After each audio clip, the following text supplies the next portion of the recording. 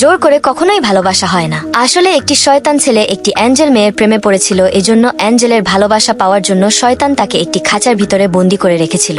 শয়তান ছেলেটি প্রতিদিন তার জন্য ফুল নিয়ে আসতো এবং সে আশা করত যে হয়তো মেয়েটি একদিন তাকে ভালোবাসতে শুরু করবে। কিন্তু শয়তান ছেলেটির প্রতি অ্যাঞ্জেলের কোনো ভালোবাসাই ছিল না, তাই তার কাছ থেকে ভালোবাসা পেতে শয়তান ছেলেটি তার প্রেমিককে ধরে নিয়ে আসে। তার প্রেমিকাকে যন্ত্রণায় ভুগতে দেখে অ্যাঞ্জেলের আশা ভেঙে যেতে থাকে। তারপর শয়তান অ্যাঞ্জেলকে ভালোবাসার একটি প্রতীক হিসেবে একটি বিশেষ পাথরের তৈরি কানের দুল উপহার দেয়। কিন্তু অ্যাঞ্জেলের প্রেমিকা মাথা নাড়িয়ে তাকে কানের দুলটি নিতে মানা করে দেয়, যার কারণে অ্যাঞ্জেল শয়তানটিকে প্রত্যাখ্যান করে, যার জন্য শয়তান রাগে কানের দুলটি ছিঁড়ে ফেলে সেখান থেকে চলে যায়। অ্যাঞ্জেল তার প্রেমিকাকে যন্ত্রণায় ভুগতে দেখে অ্যাঞ্জেল একটি বড় সিদ্ধান্ত নেয়। তাই পরের দিন শয়তান আবার ফুল নিয়ে আসে, কিন্তু এবার অ্যাঞ্জেল সেই ফুলটি নেয়, যার কারণে শয়তান খুশি হয় এবং মনে করে যে অ্যাঞ্জেল অবশেষে তাকে ভালোবাসতে শুরু করেছে।